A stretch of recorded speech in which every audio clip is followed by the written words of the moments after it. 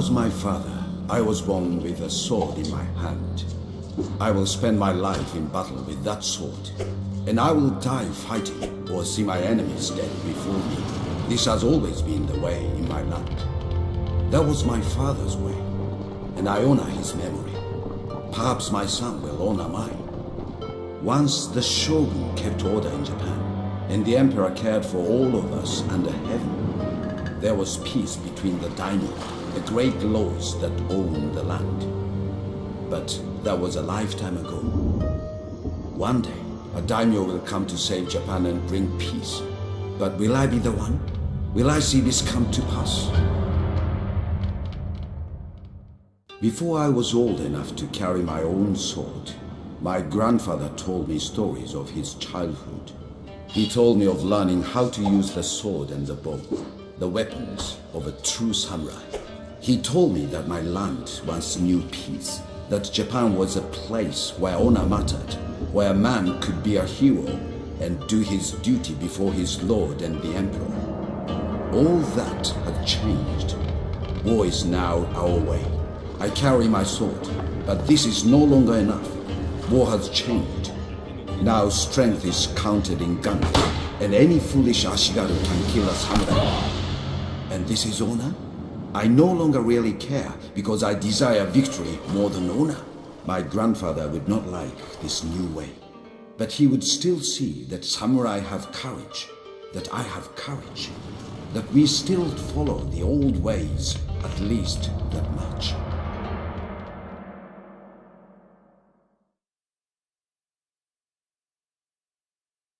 My homeland has been a battleground since before my great-grandfather carried his sword into battle. He killed many for his master, and his son and my father did the same. They were all worthy ancestors. I'm proud to carry the same blade. Like them, I have seen many battles. The wars between the clans make warriors of us all. There can be no rest in these bloody days. The Oda rule much of Japan under their great lord, Nobunaga. He's a skilled general. He understands the new way of warfare, the new way that uses guns. Perhaps Nobunaga will conquer, and my homeland will know peace. Until victory, I know only total war.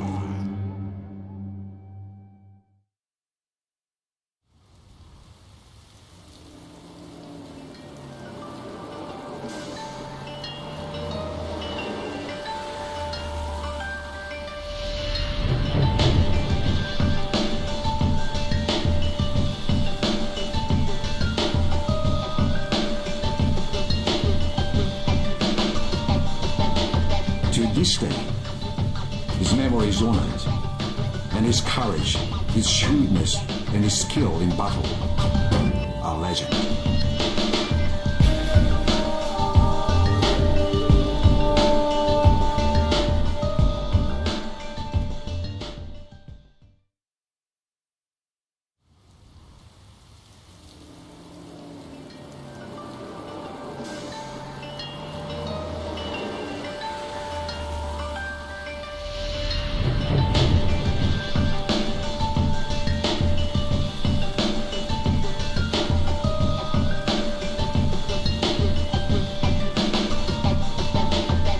This day, his memory is honored, and his courage, his shrewdness, and his skill in battle are legend.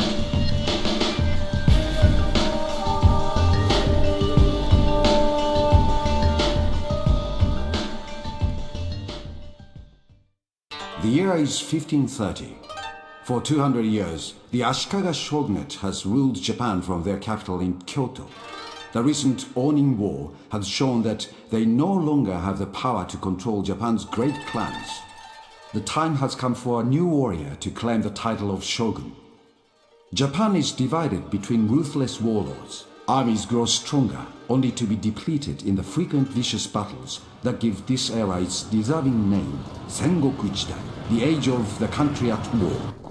Year after year, the endless plains that divided the clan's territories are stained with the blood of thousands of brave samurai.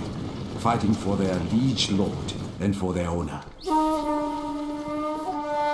When necessary, accept help from others, not of our lands. Gaijin can be useful pawns in your campaign, as they bring guns from overseas. If they become a nuisance, they should be expelled from our shores, or even eliminated. When there is no other way, assassination can be instrumental in gaining victory.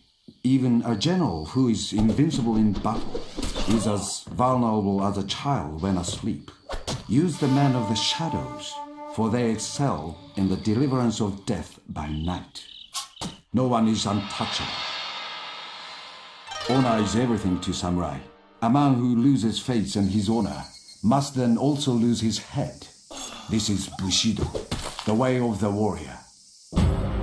Follow these rules of wisdom that have been handed down through generations, and your victory will be complete. Japan can be ruled completely by only one man, a great warrior, general, and strategist. To become shogun will require battles to be won with the mind as well as the sword. Now is your time. Let total war begin.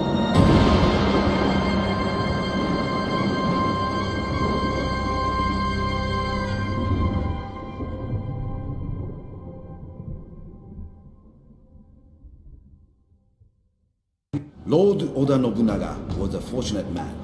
He was fortunate in battle and fortunate in those who served him. His generals were loyal and skilled, but none more so than Toyotomi Hideyoshi. Hideyoshi was not a samurai or born to a noble family. In this, he was unusual.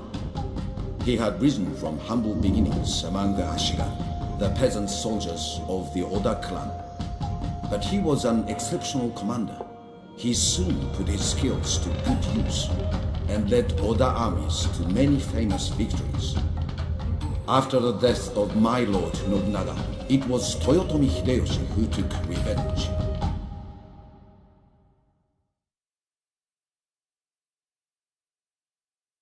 Lord Nobunaga was a clever general. He took the European guns and used them like no one else in my land. Under his hand, his army was like a single sword, always ready to strike. Lord Nobunaga was also ruthless. He lived in ruthless times, but that was no excuse for some of what he did. His many enemies would have rejoiced to see his Oda clan crushed and powerless. In return, he crushed them and left his enemies dead and stripped off land, titles, and even honor itself. He was as cruel in victory as he was in battle. He fought to break his enemies, not just for the honor of winning the battle. He saw clearly, unfettered by sentiment, that one man could again be ruler of Japan. It just took ambition, limitless ambition. Some men have strange and fortunate lives. Fortune smiles on them, keeps them safe for some great purpose. Tokugawa is one of these. He was a hostage for his family's good behavior and survived.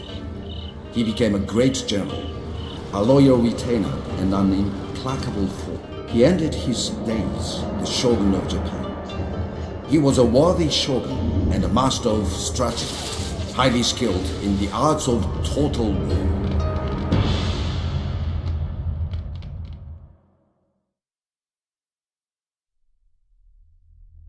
I am Kublai Khan, the Great Khan. My lands stretch from sunrise to sunset. I reach out my hand, and all men tremble. I ride with the horde at my back. We conquer everything before us. We attack. We conquer. We are fearless and unstoppable. From the far Danube to the heart of ancient China, we ride and no enemy is left alive. My warriors? Ha! There are none greater in all the world. And these samurai will stand against us. Us! They are fools and will die like fools. Their Japan will be mine. This I promise.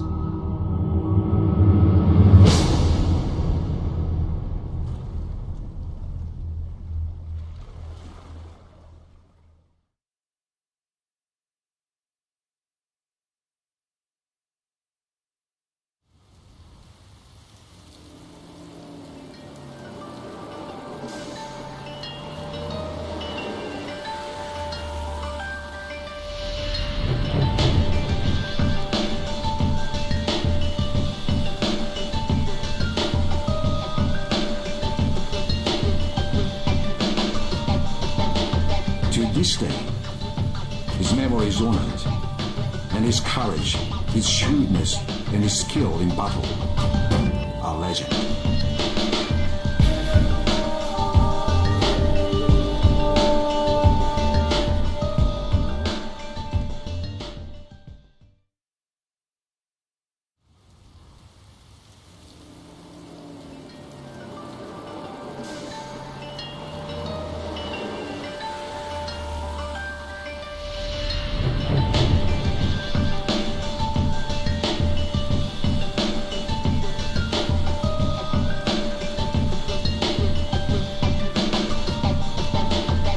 This day, his memory is honored, and his courage, his shrewdness, and his skill in battle are legend.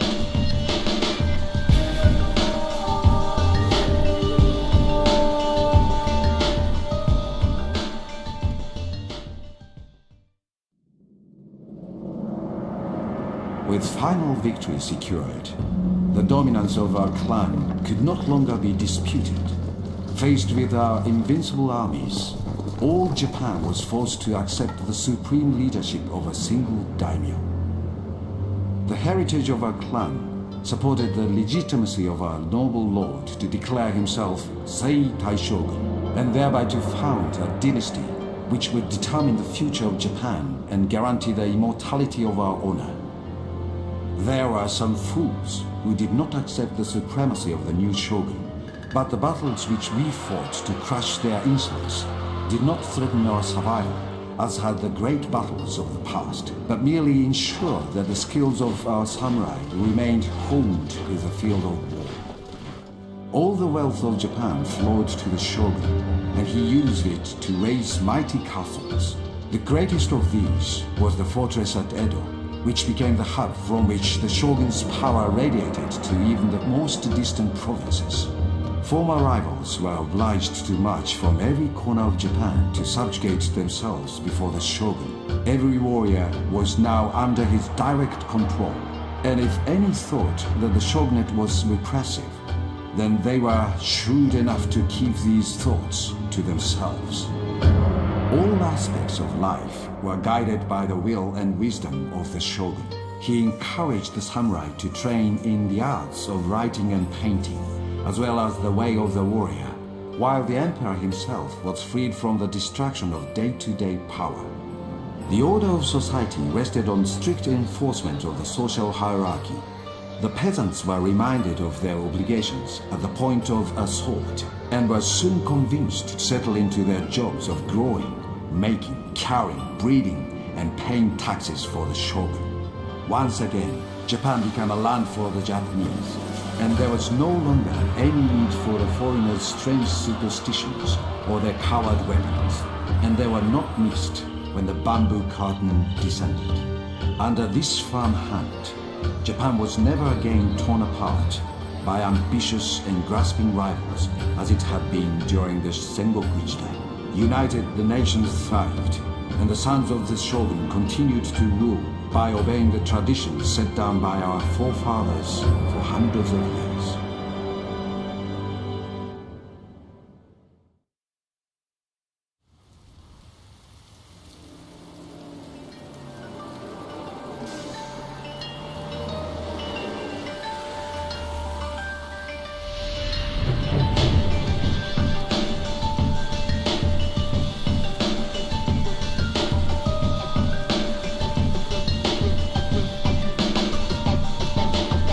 This this day, his memory is honored, and his courage, his shrewdness, and his skill in battle are legend.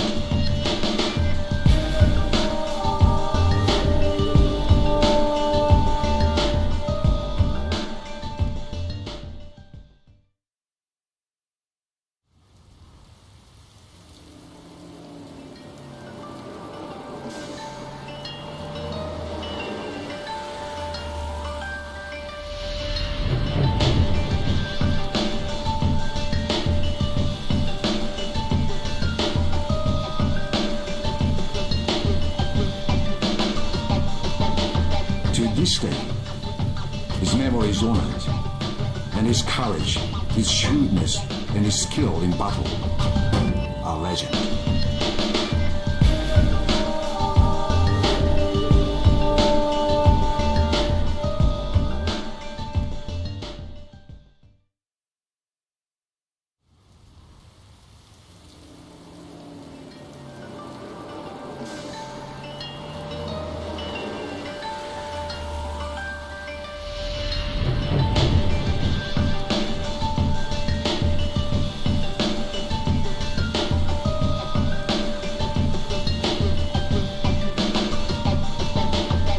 This day, his memory is honored, and his courage, his shrewdness, and his skill in battle are legend.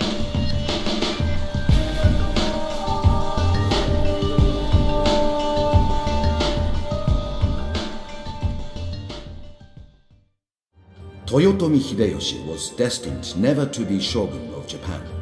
His own humble origins made that impossible. But his skill as a general gave him all the power that Shogun ever had. By any measure of success, Hideyoshi was a great man. But after his death, his family could not match his success. Waiting for Hideyoshi to die was another superlative general, Tokugawa Ieyasu. This land of Japan is powerful, a good place to live, a vital part of the great Mongol Empire.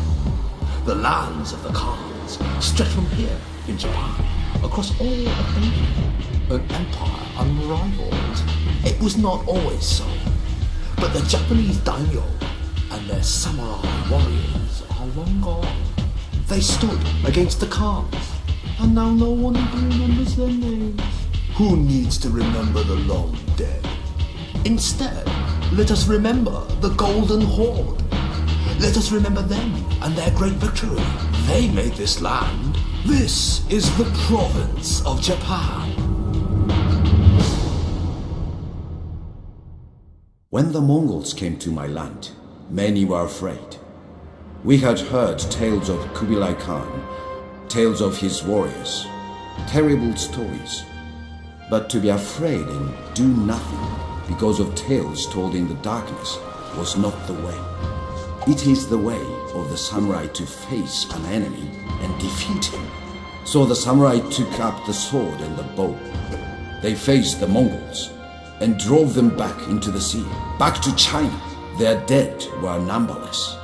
Because of this, my land endures, Japan endures.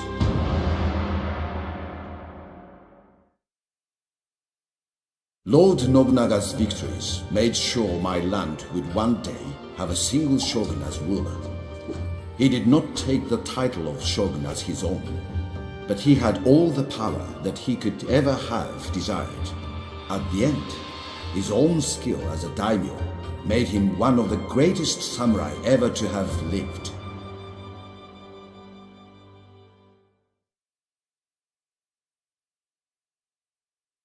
One name will always be remembered in my land, Tokugawa Ieyasu. This was the man who finally became shogun. He brought an end to more than 100 years of bloody warfare. Brother would no longer kill brother. The land would know peace. His legacy was to recreate Japan as a country. He finally swept away the petty kingdoms of the daimyo and made one land in their place. His descendants ruled my land for another 250 years before our world changed again. The Tokugawa shoguns gave my land peace, but at a terrible price.